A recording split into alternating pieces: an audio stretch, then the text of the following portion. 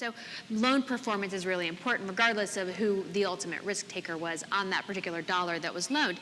OnDeck, on the other hand, balance sheet lender, they commanded a lower valuation because they were viewed as a balance sheet lender, and they were treated like a bank. That multiple was applied to them more than it was Lending Club.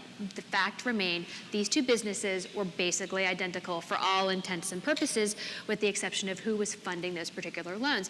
And the interesting thing was they were covered by tech analysts. They weren't covered by financial services analysts. And so the multiples were really, really high until everyone was like, oh, holy shit, these guys are really just lenders and they're all the same, and why are we treating them differently? So for us, it's been a real problem when we go out to the market, because we are really a technology company, much more so than those other companies are. If you look at when they were founded, they started making loans the same year that they actually were established. What that tells you is they didn't have time to build a bunch of technology and do a bunch of stuff. They could make phone calls or send emails or whatever they needed to in order to start booking loans quickly. We weren't trying to prove that there was a demand for capital in small businesses. We knew that was the case. We were trying to build a platform that could do it in real time, which we did. And so it was a couple of years between when we were founded and when we went to market. So that's been sort of the story we've been telling. And there are 4 key costs in operating the business, and I'll try to go through this really fast. There's the cost of acquiring customers, there's the cost of capital, the cost of bad debt, and operating expenses. And what 3 of those, a lot of are driven by the market. And certainly the cost of capital is. We can control much more so the losses, and we can control, marketing expenses. But OpEx is really key here. What we're seeing is as our revenue increases, our OpEx continues to decrease. You're not seeing that in some of these other businesses, and that's how you can tell that a company is really a technology company.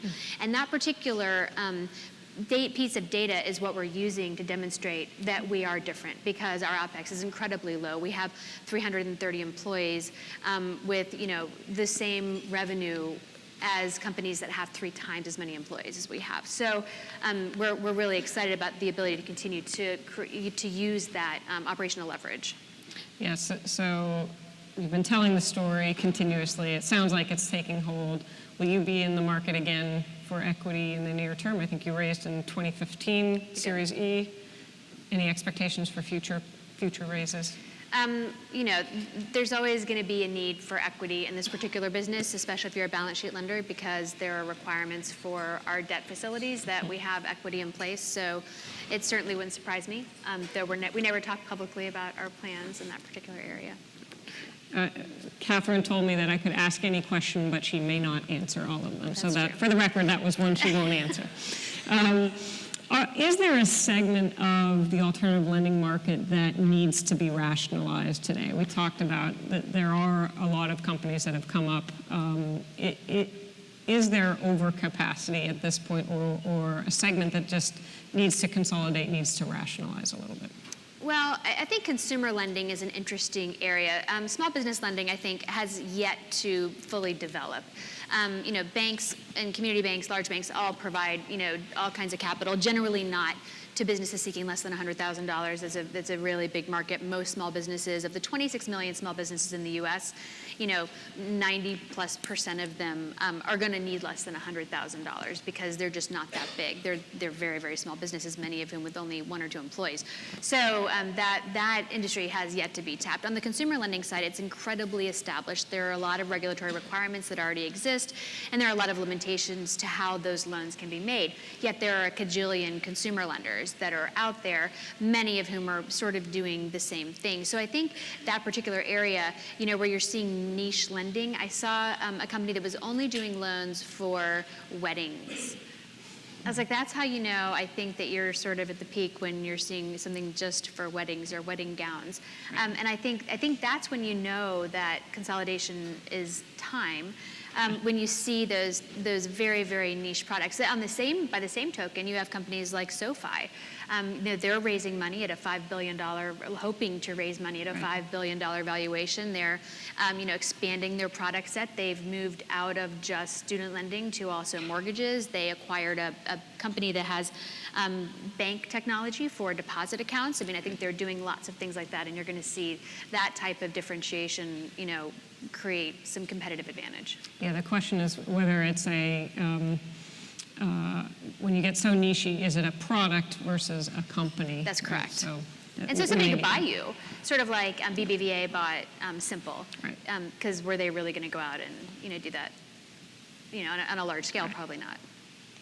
I'll do one last question, and this is sort of a crystal ball question. There's a lot of data out there about the size of the market today.